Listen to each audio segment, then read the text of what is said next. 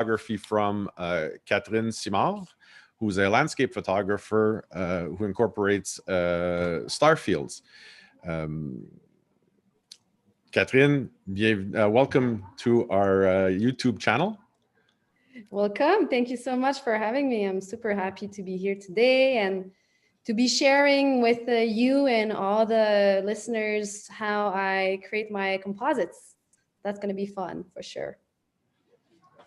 Fantastic. Don't forget, as far as questions, we're going to open up a little small question period after each photo presented by Kat. And then at the end, we'll have a larger question period. If you have other questions, please feel free to type those questions into the chat so that I'll be able to present them to Kat while we're doing the presentation. Kat, it's all yours. So my name is Cat Simard, or Catherine Simard, and I am a landscape photographer, and also I qualify myself as a composite photographer and digital artist. And I have been doing photography since 2016, so it's been quite a bit of time. And I was able to work with Gentile Photo and also Sony Alpha. So I am part of the Sony Alpha collective. I've been part of a collective since 2018, and it's been amazing for self-development. And also I absolutely love the Sony products. So talking about the products, I will show you quickly my gear. So this is just like an overview of my gear. I do have other lenses, but usually for the bags, I use Lower Pro.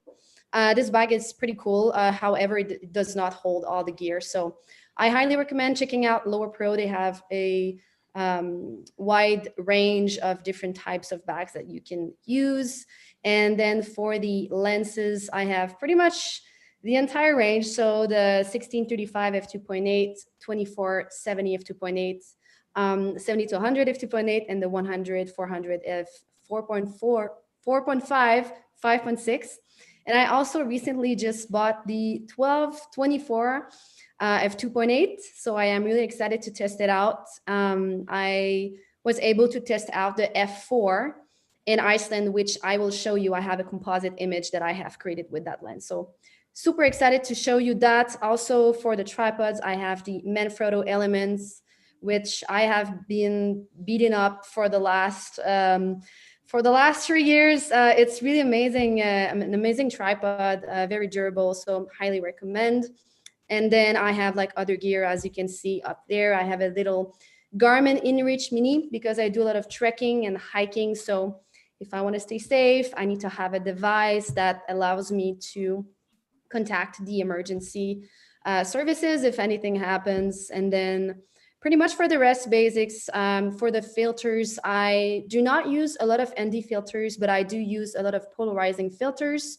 I like the polarizing filters from Polar Pro. And for the SD cards, I love the Sony SD cards, the Tough Card.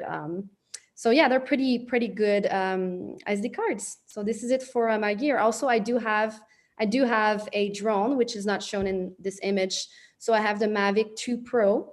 And I will show you also an image that I have created with the drone.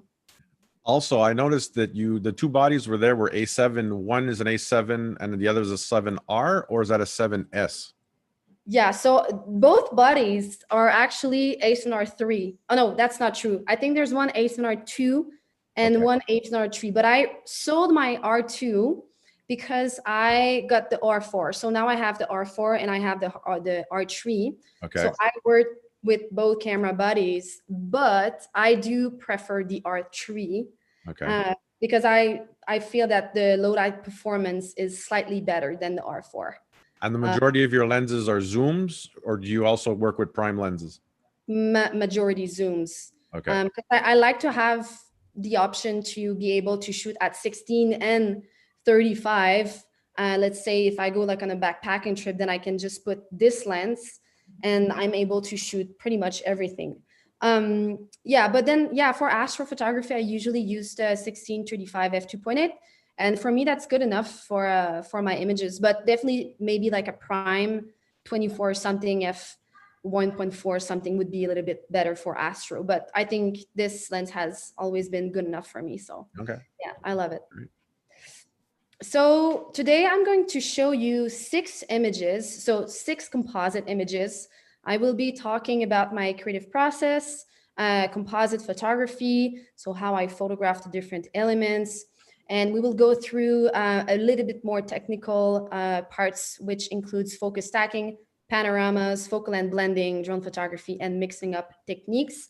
But I will not be focusing too much on the technical side. I think I just want to really share my creative process and creative thoughts when I create my composites and when I'm in nature. So this is what we're going to be focusing on today. So the first thing I want to explain is the difference between a time blend and a composite. And usually people, they mix up a little bit both because it's about the same process in Photoshop in terms of technique. So erasing a sky and then using another foreground. But most of my work is really composites. So here are just like really short definitions of what is a time blend. So it's a special exposure blending technique, which is used to combine several photos of the same scene, but that have been taken over an extended period of time. So for example, I go shoot a scene at Blue Hour. I position my camera on a tripod, and then I frame the scene, take the shot at Blue Hour, leave the camera on the tripod without moving anything, come back maybe 3 or 4 hours later, and then I photograph the sky, which means that I will be creating a final image, which will have the sky that would align naturally with the foreground. And usually people choose to do time blends if they want to stay true to reality. Also, it's great for reducing the noise because you're shooting the foreground at Blue Hour. And yeah, I would say like most of the people who do that is really just to respect the natural landscape and really want to create something that represents reality. And then we have composites. And the composites is basically, it's a combination of different photos that we're taking at different moments and or locations. So for example, the same scene, I put my camera on a tripod, I photograph the foreground at Blue Hour, but then I could just take any other sky that I have taken before for creating the composite, or for the same night, I could come back to the same location, but then maybe reposition the camera in another direction, let's say to catch the Milky Way. So it's really a way to, it's more like a creative interpretation of the landscape. And the goal is not to represent reality, but it's more to capture different little elements and then put everything together, and then you can have fun with it. So I would say that if you're a bit more of a purist, this is not a technique that I necessarily recommend, but then if you like to maybe play a little bit with the different elements and move stuff around and view it more as a creation than a photograph, I think this is pretty cool to do. And it's also a great way to reduce the noise in the foreground. Also, personally, I love the different colors that happen during Blue Hour compared to when you shoot at night. There's a little bit less contrast, like shadows, highlights. Also, the tones are a little bit warmer, but at Blue Hour, the tones are so beautiful. And this is one of the reasons why I also love to create composites, to utilize what is happening at Blue Hour. Okay. So that's pretty much it. So if I just go on the last, paragraph here. So the goal is not to represent reality, but to create a new reality out of different elements. And this is what I love to do when I go in nature. So this is the first composite that I want to talk about. So this composite was created during a trek that I did in Peru. AJ, I think you've seen that image before, but I love to use this example because I think it just really shows the difference between a composite and a single shot. So basically, I created this image on a trek in Peru, and it was a pretty difficult trek, probably like 8 days in high altitude. We had only 2 days for acclimatization.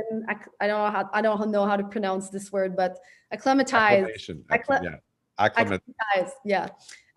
before the trek, and usually you need to take probably like a full week, but I was just like, no, I just land, I need to go now. So we started the trek at 4,300 meters. Okay. And just the road to get there was so bad. So I was not feeling great. So I would say that the first day was very difficult.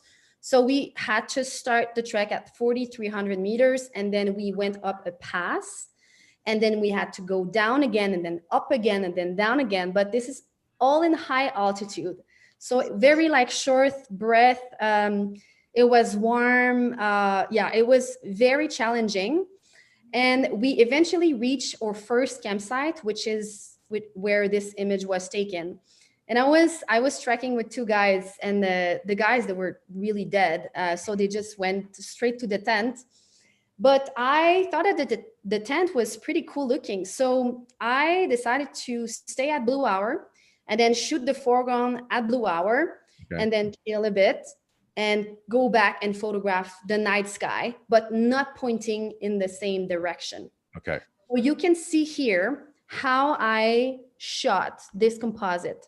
So basically, I decided to do a 3-shot panorama of the Milky Way. And I like to do that because it helps making the noise look smaller. So think of it as the more pixels you have, the smallest the noise will appear in your final merge image. So this is why I like to shoot Milky Way. So it's a way to reduce the noise. It's not really reducing it, but it's making it less apparent. Yeah. So that's the first thing. Also, I like to have a bit more of the Milky Way compared to a single shot. And then I shot this at 16 mil, 20 seconds, f3.2 ISO, 4,000. So not huge ISO, but I think it's, I think these settings were pretty good for the night sky that I had. And also I decided to shoot the foreground also with a panorama to take advantage of that background compression that you get when you shoot with a long lens. So at 70 mil. Right. So shooting with a long lens in this case really helped making the mountain look bigger than in a single shot. And I will show you exactly the difference right now. So on the left, that's the composite. And on the right, this is a single shot. So you can see that the mountain looks way bigger on the composite because of the background compression in the panorama that I did using the long lens at 70 mil. But I think that the image on the right is also pretty cool. So and just a quick question, the Milky Way, where did you shoot? Was the Milky Way at the time? Behind you? So the Milky Way was a bit more towards the right. Okay. Towards the right side, yeah. So the Milky Way was not rising naturally in this composition. Right. And this is another reason why I decided to shoot the Milky Way separately. So I would say that this composite is way more of a creative interpretation of the environment that I had. Like, so I had the tent in front of me, and then I had the Milky Way like a little bit later. So this is why I decided to capture everything separately. And then I had this idea to create this composite. And personally, when I look at this image, it still brings me back to the moment, even if it's not like literal, the same thing, but I still have the emotions related to that moment. So this is why I love the composites. And I love the way that you there's a little bit of a contre-jour over the mountain. Yeah. The top of the mountain that looks like it's the Milky Way that's lighting the mountain. Yes. I really like to do that. I love to add light at the base of the Milky Way. And also sometimes, we'll see it in another composite. I like to position the Milky Way depending on where the sun is kind of coming from. Okay. Just so it looks a bit more natural, even if it would not really be natural to have the base of the Milky Way lighting up. But I think it just creates a really nice effect. So I personally don't like to limit myself when it comes to positioning the Milky Way to, respect where it would rise naturally. But I like to just create new environments that are very aesthetically pleasing. Okay. And also one thing to mention is that when I share my composites on social media, or even with clients, whatever, I always mention that it's a composite, so people know that it's a creation and not like a literal kind of representation of the landscape. And I think it's just fair to do that so people know what to expect. Well, So anything that has to do with astrophotography is a composite to begin with when it comes to digital. Yeah, exactly. I think you have to do that. Like even if you would expose your foreground for, let's say, 20 minutes, and then you would take your sky separately, you still need to composite the image in order to create the final. Exactly. So I think I can take some questions right now if we have any questions related to that image popping. Right now, I'm not seeing anything yet come in on the chat. Oh, no questions for now, but we'll keep going. And yep, I can keep going. Don't forget, everybody, if you have any questions, please use your chat on your live, on your YouTube live, so that if you have any questions on the composites here, that you're even, you know, technically, if there's any technical questions as to how Kat took the picture, if you need any more detail, please feel free to send those questions in. I'll be looking at them over here, waiting for your Kat. It's all yours. Perfect. Okay, let's go to the second image. So still on that trek, the Waiwash trek in Peru, and I basically had an idea of that image before even doing the trek. So I get a lot of inspiration from other photographers, and I will mention his name here. So his name is Max Rive, and so he really inspired me to create that image. He went on that trek, and he also photographed these little cactuses. So that kind of gave me an idea of the sort of composition that I wanted. But because I love Blue Hour and nighttime, I really wanted to create a nighttime image of that spot with these kind of like little flowers, cactuses in the foreground. So in order to access this spot, it was very challenging. So that was on, I think, on the day 6 of the trek. So we had to wake up at 1 or 2 in the morning and go up a really steep pass up to, I think, 5,900 meters. So in the middle of the night, not seeing anything, struggling, following the guide.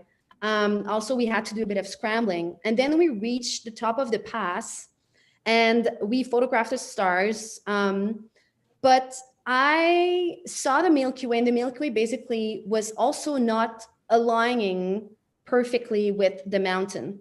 So it was just the other tip of the Milky Way, which was not, it's not personally, I don't really like to use this part of the Milky Way. So I still took the sky and I went down the pass, and it was just so steep. I remember I was struggling so much, and also the 2 guys in the back were struggling. Yeah, it was a really challenging scramble because there was no trail. So you just basically go down this rocky cliff and you hope that you don't die. But it was just an amazing experience to do that. So anyway, sun is rising slowly and I can see the blue hour fading away.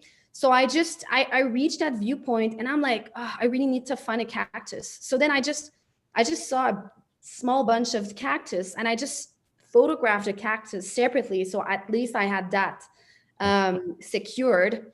And then I waited a bit more, photographed the midground, and then I watched the sunrise. So I will show you the different parts of this composite.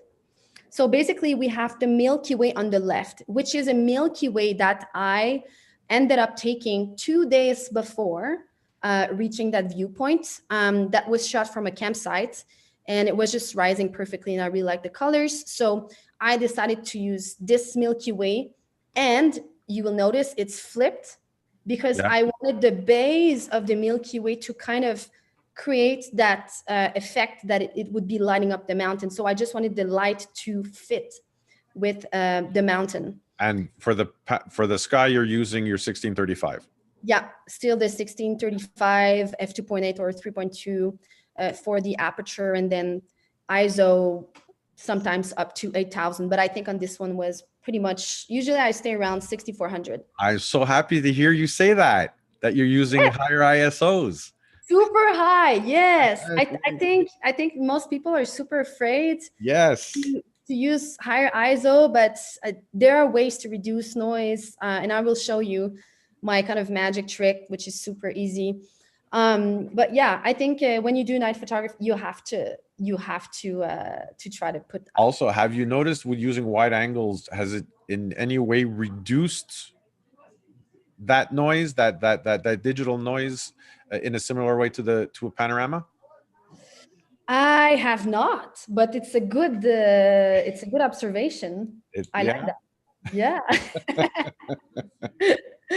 I think, also having a good lens really helps to reduce the noise. Yeah, so about the foreground, so this was kind of like a really quick shot, which is a focus stack, which I will show you after. And then this is the midground, which I shot also really quickly right before the sunrise. Okay. So just quickly going over the focus stacking, I'm not going to spend too much time on this, but basically you position, you frame the scene how you want it, and then you use a higher f-stop, so something around maybe between f11 and f16. In this case, I use f16 because I had to do everything quick, and I just wanted to make sure that everything was as sharp as possible. And also I took multiple focus because you don't want to be in the middle of the mountains and missing out a spot on your foreground. So I like to take more focus than what is needed. Probably this only needed 3 different point of focus in order to achieve a perfectly sharp stacked image. But this is just something I recommend doing. Just take more. Like, even if you think that 2 is fine, no, take 3, take 4, because you don't want to go back home and have like a part, like a missing part that isn't in focus. So this is for the focus stacking. And then for my middle ground, I think I just quickly took a shot. I was on a tripod, so 1/80th of a second. And for the night sky vertical panorama, so you can see here ISO 8000. So I did shoot quite high ISO for this sky. Also, I like to leave the long exposure noise reduction on. I think it just depends on the person, but for me, I have seen quite good results leaving it on. Okay. Quickly, for people who are just starting maybe in night photography, there is that old rule of the 500 rule, where you take 500 and then you divide it by your the focal length of your lens. However, I have experimented a bit, and I feel that if you take 400, and then let's say if I'm shooting 16 mil, it gives me a maximum seconds of 25 seconds before the stars are streaking. But I actually use 300. Yeah. Okay. Yeah. So 300. But then if you use the PhotoPills app, when you enter all your details, it's going to give you a maximum of 14 seconds. Yes. So usually I like to stay between these two. So let's say 25 is my max, 14 is the lowest, and then I try to stay between. So maybe I would go for 20 seconds and then go up or down depending on the amount of light that is available, and also how long of an exposure that I can do. So this is something I like to do, but you agree with me that the 500 rule is... The actual 500 rule comes from film photography, when resolution was much less than what we're doing today. Yeah. Exactly. So I agree that maybe with the 300, I don't know quickly how many seconds this would do on a 16, but yeah, definitely lower than... it would be closer to the NPF rule in the PhotoPills. Yeah, probably. Okay, so then for the noise reduction, we had a question on that. Okay, go on. Sorry. Yeah, so I can definitely be lazy when it comes to noise reduction. I don't stack my night images.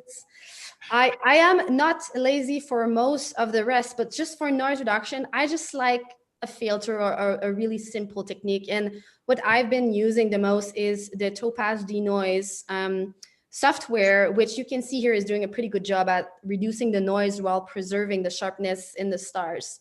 So this is just something I love to use. It's basically like a plugin that you can use both in Lightroom and Photoshop. Yeah. So this is what I recommend personally. The noise reduction in Lightroom also does pretty good job. I know there are other techniques in Photoshop maybe that are better, but I think for me, this has been really helpful. So then just quickly to finish this image for the editing, basically what I did was to merge the night panorama in Lightroom, use Topaz Denoise on the merged panorama. I like to do my color grading in Lightroom, but it varies.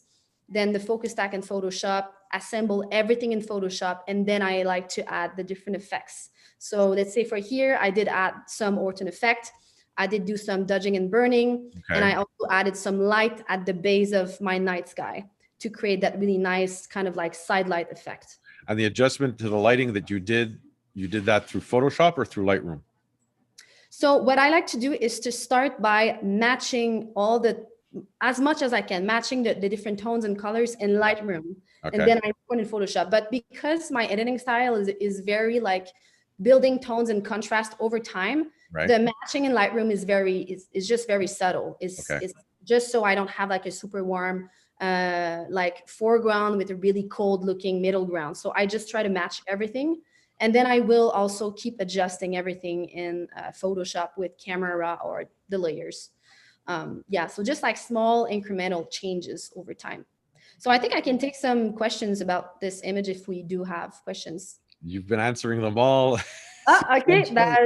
I've been asking them as you were presenting. Let me just check. Okay. This is okay. Answered them all. Okay, perfect. We're doing really good. That's perfect. Okay, so maybe at the end, if there are like more questions that are going to be coming up, but anyway, we still have 4 images to go through. So I think it's good if I keep going. So this is an image this is a composite that I created in Assiniboine. So basically this has a long story. This is probably one of the images that I had to work the most in order to bring to life. So the first time I went to Assiniboine, which is in British Columbia, I had about 2 weeks over there because I was doing some workshops and I just really wanted to visit that park. But in order to stay overnight there, you need to have camping reservations, which I did not. Everything is usually booked 6 months in advance. So I decided to just pack my bag and just all my camping gear and take a chance when I get there if they would have some camping spots. But the thing is that it's a 30K of hike to get to the campsite. Oh, wow. So it's quite a bit. And also it's a grizzly prone area. So you can hike alone, but they just don't really recommend hiking alone. But because I was just really focused on getting there, I just decided to do that, hike in 30K, and then went up that viewpoint, which is called the Niblet over there in Assiniboine.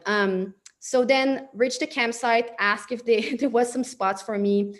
No spaces available. Left my camping gear down there, hiked up another 5K up the nub. And then I was just trying to find different compositions because it's a very popular viewpoint, which usually I would say for photographers, they will just take like the classic shot, not with any type of foreground, but mostly just like water shot. But it's a place that I think is so beautiful. And I just really wanted to create something different over there. So anyway, I tried a different composition and foregrounds. And I found like this cave, but the weather was horrible. So I just ended up spending the night up there, kind of trying to like wake up because I was not really sleeping every probably hour of the night and see if the clouds would go away, because at that time it was very cloudy. Couldn't even see the top of the mountains. Anyway, sunrise came and I was kind of bummed because I was not able to photograph what I wanted with the stars. So the year after, I reserved another trip over there, hiked again 30K, and then over the 4 days, we went up and down every night in order to photograph the stars over there. And I will show you basically how I created this image. So I found the cave again, which I was really happy because I really wanted to create something with the cave. So you can see the middle shot is the cave, so f13, shot at 16 mil. And then I have the middle ground on the left, which was also shot at blue hour. And then I have the night sky over the right, which I just basically, after photographing the blue hour, I went down a little bit, waited for the stars to come out, and I just photographed the stars. So one funny thing to say about this is that naturally the Milky Way was rising behind the mountain. So it was really cool shot. But because I knew that I would want to include the cave as a frame, as a foreground, I knew it would be too much to have the cave, the Milky Way, the crazy landscape. So this is why I decided to create a composite, so I don't have the Milky Way in the foreground or in the image. Okay. So this is basically how I shot this composite. And then I just assembled everything in Photoshop. And on the left, you can see that there is no haze. There is no kind of fog. And I remember I was kind of like struggling a bit. I thought that it was a cool image, but there was some kind of mood missing. So this is why I decided to experiment a little bit with Photoshop and add some haze, add some light, add a bit more Orton effect in order to create an image like the right image, where you can see that there's some like really light haze, and try to do something natural. And how long did you work on this particular composite? A long time. A long time. It took me weeks to put together, try different color grading. A long time. I would say maybe 30 to 40 hours. On this one composite. Yes, because so basically when I get stuck, I like to start over fresh. Okay. Over fresh on the assemble image.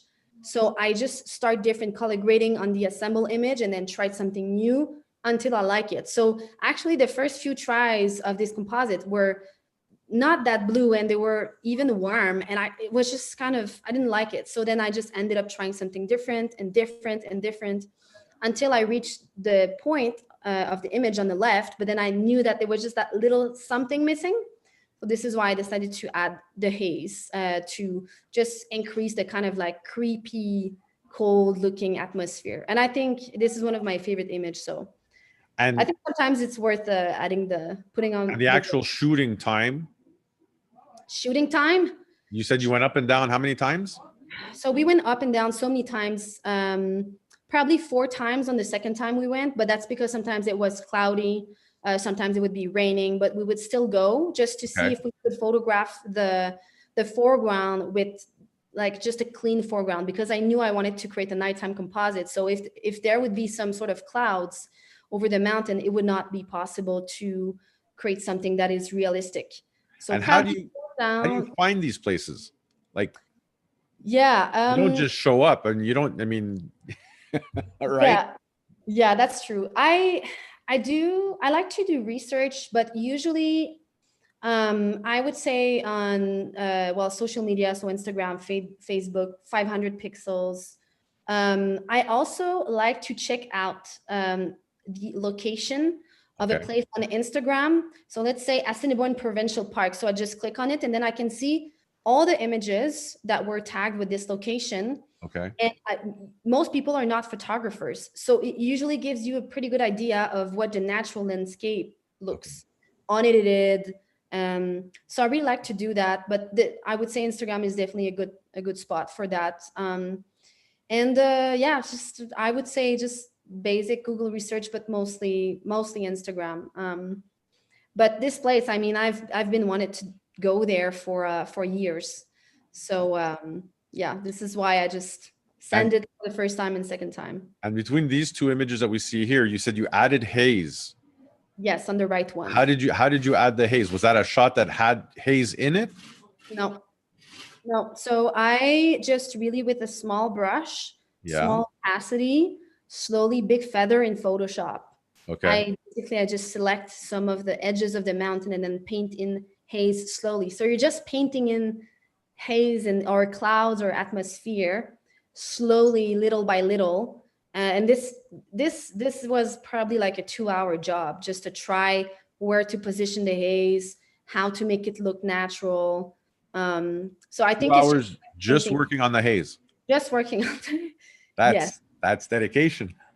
Because I knew I wanted to do that. So I think it's, but I think it's worth, I think it was worth it. I think the final image is pretty cool looking. So but it's not a difficult technique on Photoshop. I don't even use a pen or something. I just use my trackpad and slowly paint it. Okay. So this is pretty much it for this composite. We have one other question here. Somebody bought a 1224 f4. They haven't used it yet. Do you think it would be good to use to do composites with an A7R Mark III? Yes, yes. And the reason why I say yes is that I have a composite coming up using that particular lens, both for the night sky and the foreground. Okay. So yeah, so I think it's a really great combo, especially with the R3.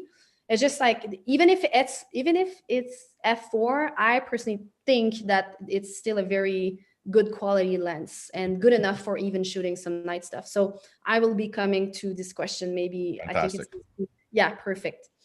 Okay, so I think this is actually my newest image that I created. And this is from a trip that I just did with some friends on the Iceland Parkway in Alberta.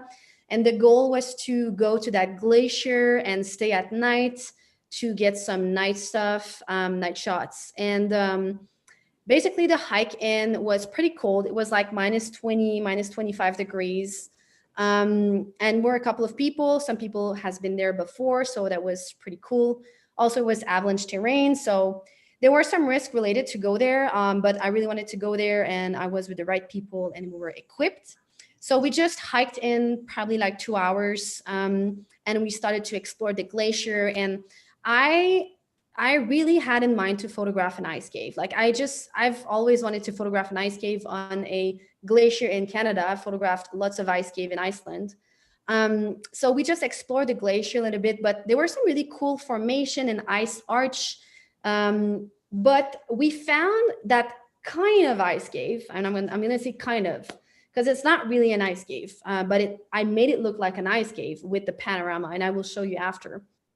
And basically, we were just like exploring, and me and 2 other people were shooting, and the people, they were not maybe super inspired by this particular spot, so they moved on. And I was also not super inspired, especially you will see that on the original photos, it looks very green.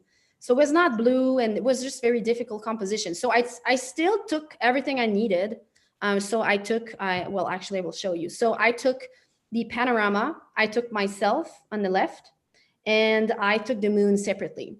And my thought process with this was just to get enough elements to maybe be able to create a composite. But I did not have an idea of what I wanted before. And to be fully honest, when I took the shots, I was not super inspired.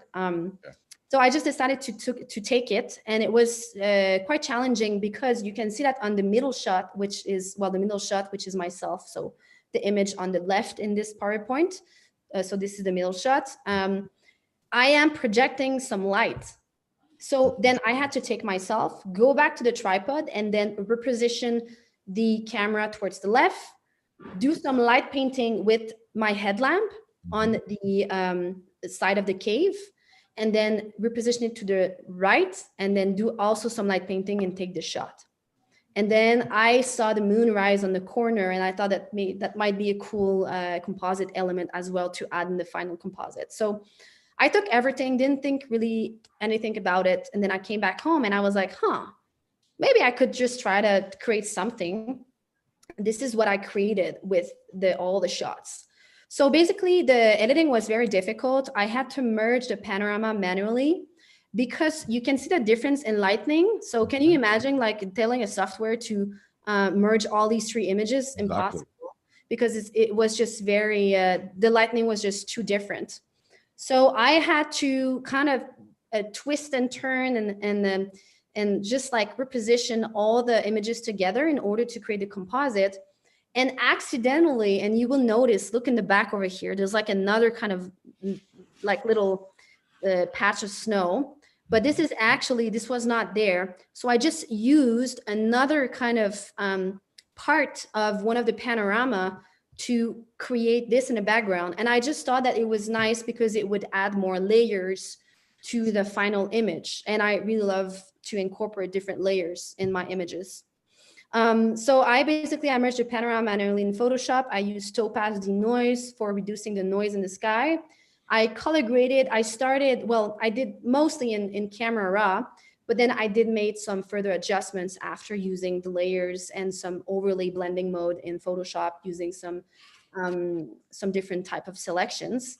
So I assembled everything, and the assembling took me a long time. And then I just finalized everything once everything was assembled. So vignette, a bit more color adjustment, and also some light at the base of the sky, because I love to do that in most of my images. I think it's just kind of like a signature style that I have. And basically for this composite, it kind of does, but kind of does not represent reality. So it's just like a little mix of different elements and experiences that I try to merge everything together. And I think it looks pretty cool. So basically this is a night sky that was there, and I was there too, and then the moon was there. So I think it does represent like true experience, even if I did add some other elements in the back, like this mountain of snow, but the glacier there was a mountain of snow everywhere on the glacier. Okay. So I really like this image, and I also out of curiosity, yeah. How many shots did you shoot that whole evening? Oh, this is a good one. So I did not shoot, because people think when it comes to composites like this, people think it bang, bang, bang, and then from that you build your photo, but not reality, right? It depends. So basically I was with people, they were shooting the entire time, lifestyle, blah, blah, blah. And because I was just so focused on that goddamn ice cave and the composite that I wanted to do, I just did not shoot anything until these shots here at Blue Hour. And even people were like, Kat, you haven't shot anything since the last 8 hours. Like, are you going to shoot anything? I'm like, yeah, I'm just taking the time to kind of like see maybe different angles. And I don't mind being in other people's shots for lifestyle stuff. But but actually to take this panorama, I did spend a good 45 minutes just taking the panorama over and over and trying with different lighting. Okay. So I could possibly try to merge everything, because I knew that the merge would be very difficult. Right. So I have to say though, I'm quite minimalist when it comes to shooting. Once I know I have the right element for the composite, I just stop and then I move on to another angle. But yeah, I'm definitely not for that. Actually, I was not quantity, but okay. Maybe for another shot, I would. Well, yes, for another shot. For other shots, I can shoot a lot okay. to get all the elements that I want. So this was just a pretty cool experience being on the glacier at night. It was, I think it went down to probably like -30 at night. We were frozen. I was wearing all the possible layers that I could. Came back to the car, all the hair frozen. So personally, when I go in nature, if I can create something out of it, it's just a bonus. It's pretty rare that I will take trips purposely for creating something. I like to enjoy the nature, enjoy the adventure, be with people or even by myself. And then if I can get something out of it, that's good. So I try not to have any expectations when I go shooting. And I think that just really helps being happy with my work. And what we've seen so far, these are shoots that are part of your excursions? Yes. Okay. Yes, exactly. And most of the images, I already have an idea of what I want before even going on location. Okay. So I like to prepare mentally. It's just how my brain is wired. So this is one of my favorite images of my work. And one of the reasons is that I basically spent 2 weeks in Iceland before doing some other workshops in Iceland, traveling in a camper van. And I came back to that spot, which is in Stockness. It's a very famous spot for landscape photographers. And usually people, they have that classic kind of landscape view with all the little hills, with some kind of grass, and it looks super cool. But it's difficult for me to shoot something that has been shot a lot before. And if I decide to do that, I always try to find another angle or something different, or try to add my own creative perspective to it. Well, you want to also create uniqueness too. For sure. But I knew that it's difficult to create uniqueness over there, because it's just what you have to shoot over there is basically a black sand beach and some little hills with grass. Like this is what most people shoot, or drone shot. So I did not want to do that. So I ended up going back probably like 10 times for sunrise, over like sunrise, sunset, blue hour, night. And so many times that even the guy at the gate was like, why are you back again? Again. And he did not understand. And you know, like just like that girl by herself in her van, just going back every time, like what is wrong with you? And then he felt bad, so he started to give me free access. I was like, yes. Yes. So basically I went there and then I just walked a lot and I was just trying to find something different. And then one morning the tide was low and then I saw a really little hole, like at the base of the cliff. And I was like, maybe if I stick my camera in there with my 12-24 f4, maybe I could try to get some sort of cave looking. Right. Yeah, so I tried it and it took me forever because in a single shot, I was not able to get all the walls. So I ended up doing a panorama, sticking my camera in the hole, putting like a 10-second timer, 10 seconds, and then takes the first photo, comes back, move the camera a tiny bit, and then take the second photo, and then just run away because in case I wanted to use the background, I didn't want to be in the hole. And then same thing. So I ended up creating, you can see over the left, this horizontal 6-image panorama from an inside of the like a really small 1-foot tall hole to make it look like a cave. And I don't think this would have been possible without the 12 mil, because just so wide. So this is the kind of merge panorama that I merged in Lightroom over the left. And you can see that, well, maybe here it's faint, but there is actually, you can see the mountain from the hole. So that's pretty cool. And then the middle image was taken at blue hour. And I really wanted a directional leading line from the long exposure on the water. So it took me a couple of hours to just get the right wave or the right speed. Okay. Well, maybe like 2 hours because blue hour doesn't last so long, but it does in wintertime. It's blue hour really long. So this is cool. So in order to get everything as sharp as possible in a single shot, I just focused on the first third of the frame.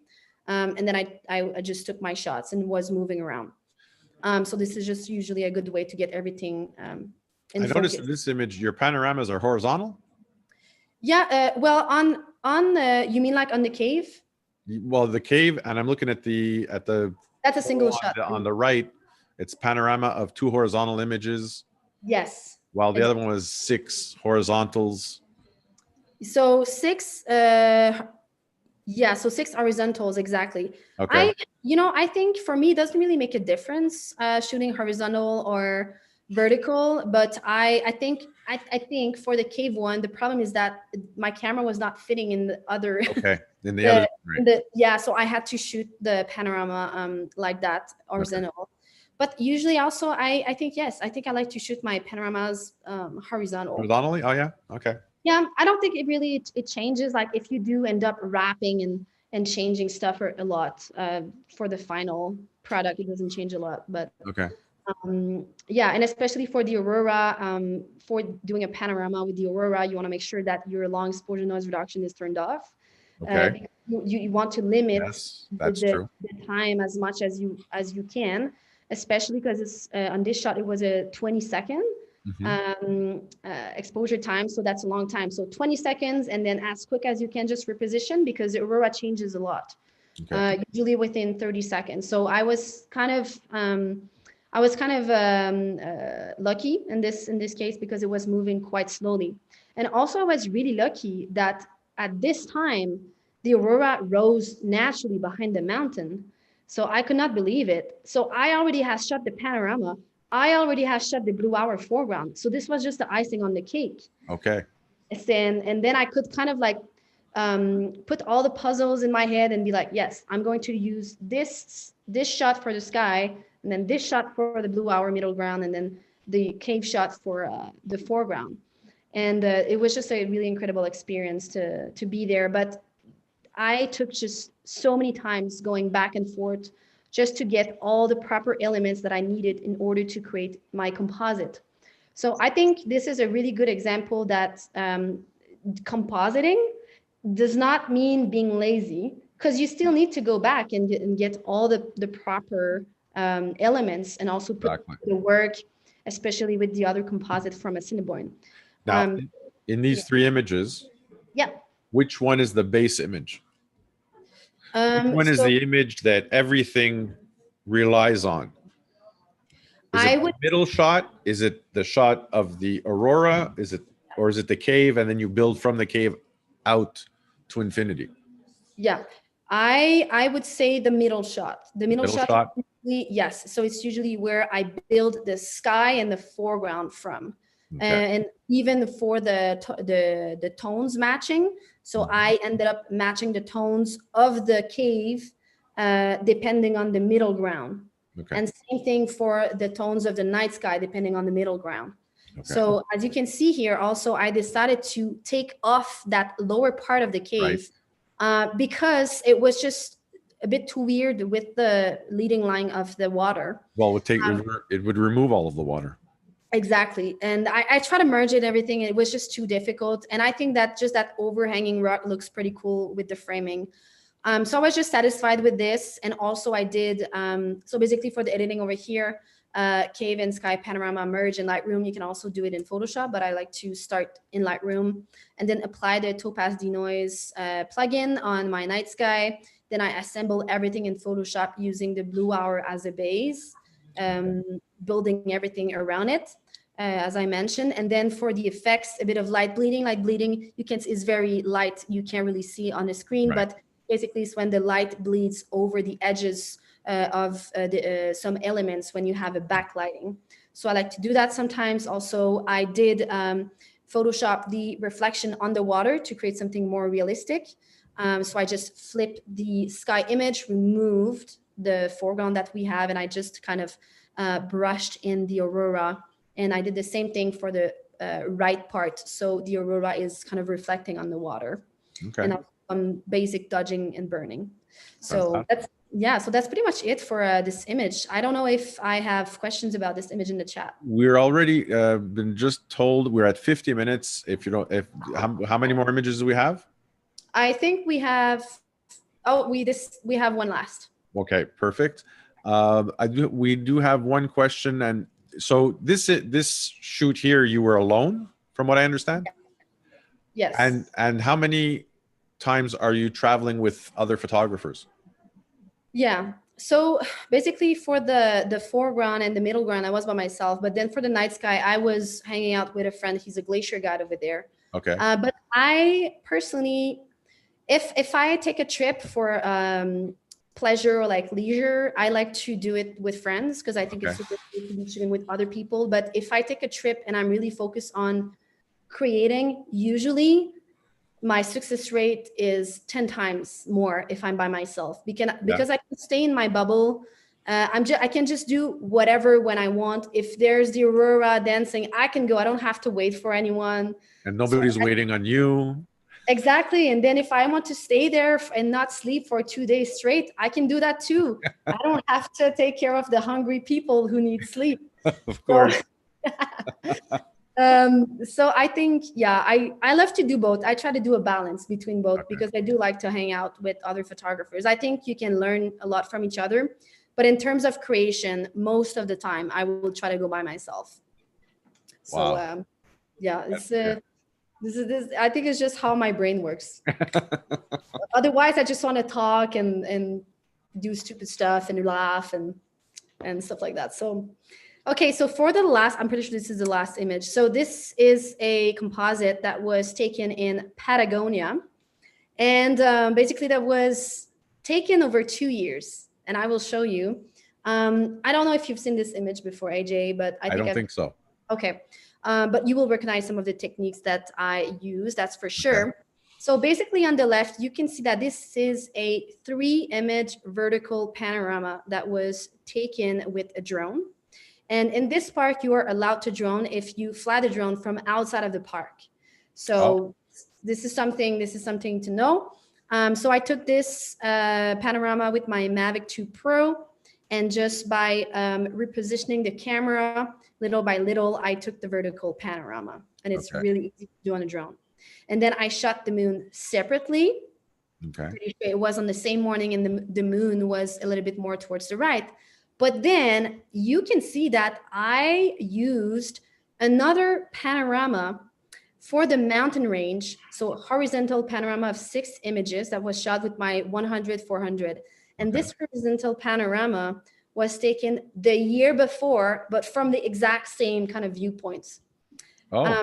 And yeah, so I will show you like why I decided to do that. But before, I want to just introduce focal length blending, which I think that you know. So basically, it's when you use 2 different focal lengths for photographing a landscape. And if I just click on it, so you can see that, let's say if I have taken this foreground at 50 mil, then the size of the mountain at 50 millimeters would be a little smaller. Right. And then same thing for the image on the right, 20 mil for the foreground, 20 mil, the mountain looks pretty small on 20 mil. So this is why I like to do focal length blending, to take the foreground separately of the background, so I can either bring back the natural size of the mountain or increase it and make it even more dramatic. And this was the idea with the focal length blending also for this image. So if we just go over here, so I have just zoomed in the image so you guys can see a little bit better. So this was the original mountain. So I decided not to take it and to use the panorama that I have shot the year before, because I knew that I wanted to create a very clean looking composite.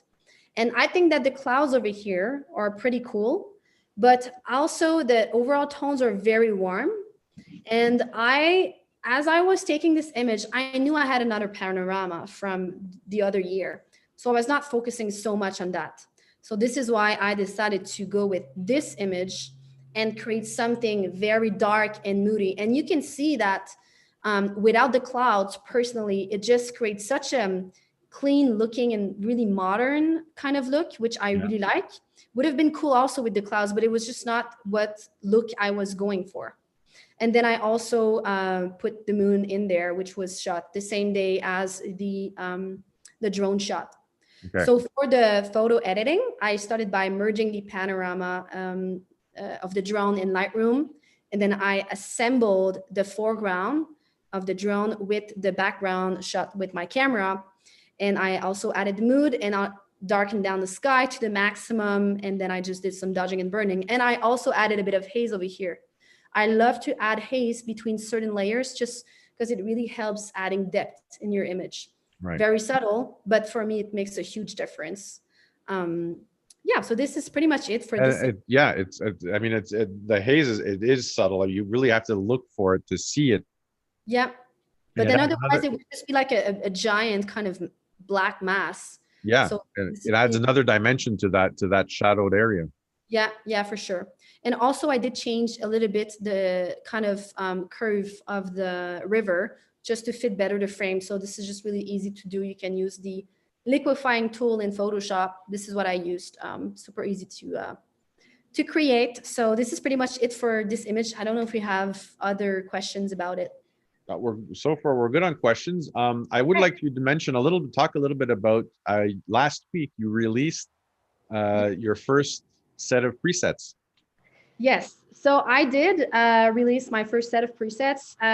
The original idea behind this product was to only release presets, but then I realized that my editing is a little bit, it's quite strong and aggressive. So I thought that it would be cool to add some little videos explaining how each preset works. So the pack contains 21 presets, and each preset comes with one video around 5 minutes explaining how to use the preset, explain on which type of image to apply the preset. So I do have presets that can be applied on blue hour images, but I also have presets that can be applied on sunrise or sunset images, and other presets that can be applied on any type of photo, midday, flat sky. So I think it's pretty cool to have these videos. And also I have decided to include 3 start to finish composite videos the 3 images that I really love that are actually on my Instagram page. And these composite videos, they just go through different techniques that are quite simple and quite quick to create composites. So I think it's a great way to learn about how to create composites if you're a beginner. And even if you're a bit more intermediate, you will definitely learn something new in these videos. And also I have one tips and trick video to how to export your photos for Instagram to make them really look sharp on Instagram. So lots of values, I think. I just ended up putting as much as I can. And the pack is currently sold at $80 USD. And you can see it on my link tree on my Instagram, my websites. I'm sharing it a ton lately.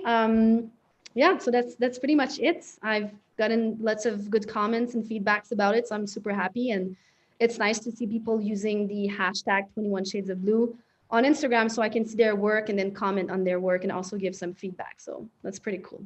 Oh, fantastic. I know that when I got the email, I was probably, I don't know if I was one of the first, but I know that as soon as I got the email, I logged on and got it myself. I haven't been able to look at them all yet. And the videos too. I'm going through each of the videos myself. Yeah. But it's and just for precision, these are presets for Lightroom, correct?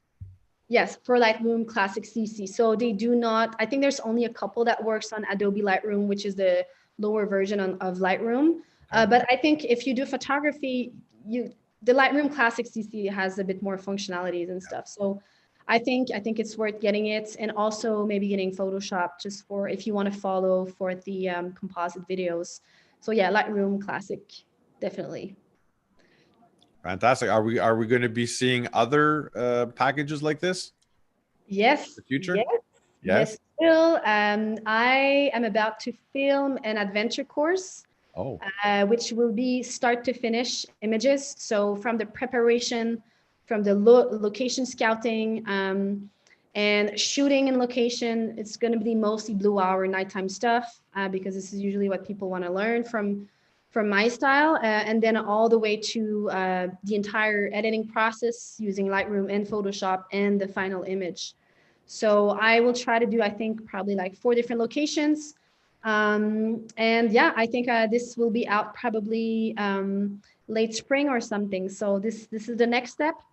And also I will be releasing another way bigger kind of editing masterclass going a bit more through more complicated composites, but that's going to be in a couple of months from now. So yes, lots of different projects, exciting stuff. And yeah, I'm just excited to share everything that I know with everybody. I'm like, fantastic. I'm getting a lot of thank yous in the comments, and people loving the episode here. Congratulations to you again on the presets, and I mean, listen, on your photography, it's listen, fantastic. You all motivate me to do other stuff with my own astrophotography myself. So you know, it's thank you very much for your time and the preparation you did for our episode today. Again, everybody, this is Collège Gosselin here in Quebec. We have 5 locations in the province: Quebec City, 3 Rivers.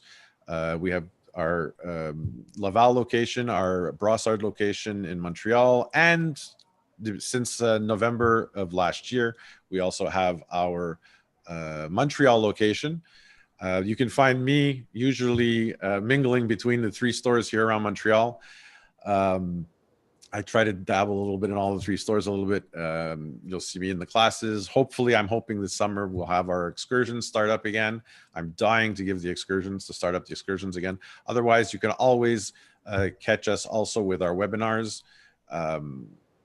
We have in French. In the future, we will also have some webinars also in English.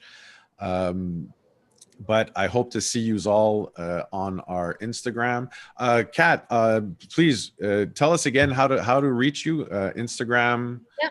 Facebook. So you can reach me. Yeah, I think Instagram is a good way. So just Kat Simard on Instagram. Also, you can go on my website catsimard.com, where you can find the preset pack. Also, one-on-one classes that I now give. So it's like virtual classes. And yeah, you can see all my portfolio and stuff. So yeah, feel free to contact me anywhere on my website or Instagram. But I try to read all the DMs that I receive, so I'm pretty responsive. Fantastic, great. So I'd like to thank everybody who's been listening, who's been watching. I wish you all a wonderful day, a wonderful week, and a fantastic season of photography. Kat, I can't wait to see any new work that you're going to be coming up with. Yes, I follow you dedicatedly on your Instagram, and thank you again for your time and sharing your passion with us. Well, that's my pleasure. Thanks for having me.